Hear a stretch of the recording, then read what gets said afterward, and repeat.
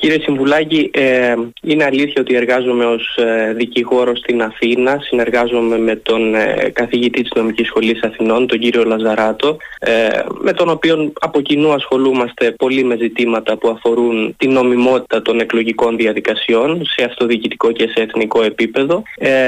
Πράγματι γεννήθηκα και μεγάλωσα στο Ηράκλειο. Έλκω όμως την καταγωγή μου από το οροπέδιο Λασιφίου. Μάλιστα. Στο οροπέδιο Λασιφίου λοιπόν υπήρξε μια γενικότερη συζήτηση σε αυτοδιοικητικό επίπεδο, με μια σειρά ανακοινώσεων από την πλευρά της αντιπολιτευόμενης παράταξης, η οποία ομολογώ ότι μου κίνησε το ενδιαφέρον και μπήκα σε μια διαδικασία δημοσιογραφικής περισσότερο αναζήτησης κάποιων πραγμάτων, που με οδήγησε στο να ανακαλύψω ζητήματα, γιατί όλα αυτά ξέρετε είναι διαθέσιμα, όπως πολύ σωστά είπατε, στη διάβγεια, ζητήματα τα οποία μου κίνησαν το ενδιαφέρον, κυρίως το νομικό ενδιαφέρον, να σας είμαι ειλικρινής, και έτσι οδηγήθηκα πράγματι στο συμπέρασμα ότι εδώ έχουμε να κάνουμε με μια σύμβαση η οποία έχει υπογραφεί από έναν, όπως ορθά είπατε, ενεργεία περιφερειακό σύμβουλο και συγκεκριμένα από μια εταιρεία την οποία είναι αποκλειστικός εταίρος και διαχειριστής, με μια εταιρεία της περιφέρειας Κρήτης κατ' ουσίαν, η εταιρεία στην οποία συμμετέχει εν πάση περιπτώσει η περιφέρεια Κρήτης κατά το πλειοψηφικό πακέτο των μετοχών, γεγονός το οποίο συνιστά κατά τον νόμο ασυμβίβαστο.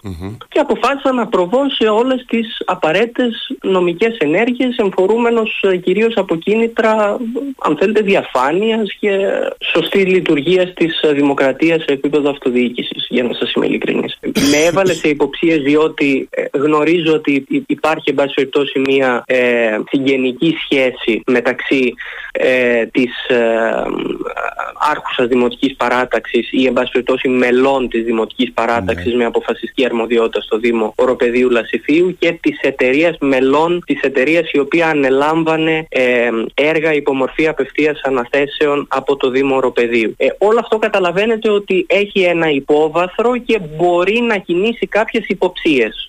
Διαδικασία αναζήτησης, μιλώντας και με κάποιους ανθρώπους από το Οροπέδιο Λασιφίου με τους οποίους διατηρώ μια επαφή, και όπως σας είπα και στην αρχή, οδηγήθηκα σε κάποια συμπεράσματα, δηλαδή ομολογώ ότι άλλα έψαχνα στην αρχή και σε άλλα συμπεράσματα οδηγήθηκα, αλλά από ό,τι φαίνεται υπάρχει μια ευρύτερη πολιτική σύνδεση σε όλα αυτά, όχι όμως νομική σύνδεση υποχρεωτικά. Αλλά άρχισε να πέφτουν στο ραντάρ το δημοσιογραφικό και άλλες συμβάσεις στην περιφέρεια Κρήτης που είχαν συναυθεί από ενεργεία περιφερειακούς συμβούλους, οι οποίοι λογικά αν τους είχε γίνει ένσταση θα είχαν ασυμβίβαστο και αν ήταν υποψήφοι που ήταν θα είχαν κόλλημα, όπως για παράδειγμα μια σύμβαση πάλι με τη Δέδαλος 16 Μαΐου του 2022.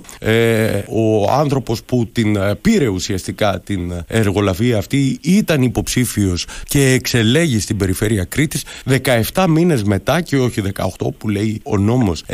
Βέβαια δεν έγινε ένσταση ποτέ. Ανακαλύπτεται σήμερα κάνοντας ένα σκάουτινγκ στη διάβγεια.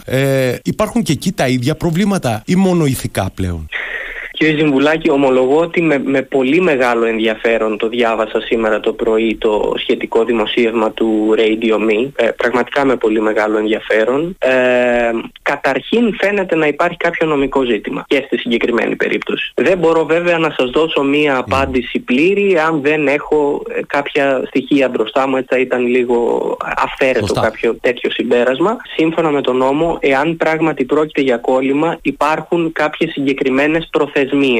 Υπάρχει μια πολύ σημαντική διαφορά μεταξύ κολλημάτων και ασυμβιβάστων, ενώ στην περίπτωση των κολλημάτων υπάρχουν πράγματι κάποιες προθεσμίες, στην περίπτωση των ασυμβιβάστων οι ενστάσεις αυτές είναι κατά τον νόμο και κατά την ομολογία των δικαστηρίων, των διοικητικών δικαστηρίων, είναι απρόθεσμες. Υπάρχει λοιπόν μια πολύ μεγάλη διαφορά μεταξύ των δύο υποθέσεων.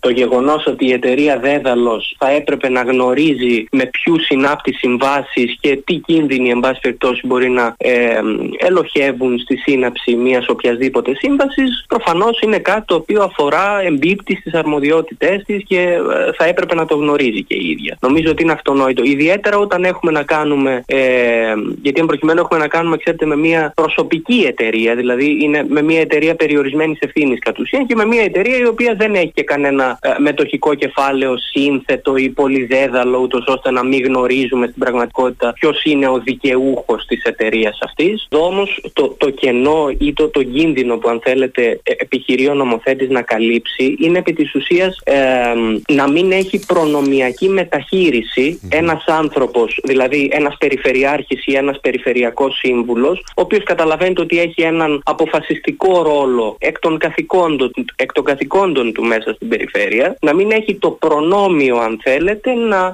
οδηγεί την εταιρεία, εν προκειμένου την εταιρεία Δέδαλος, στη σύναψη συμβάσεων με αυτόν τον ίδιο.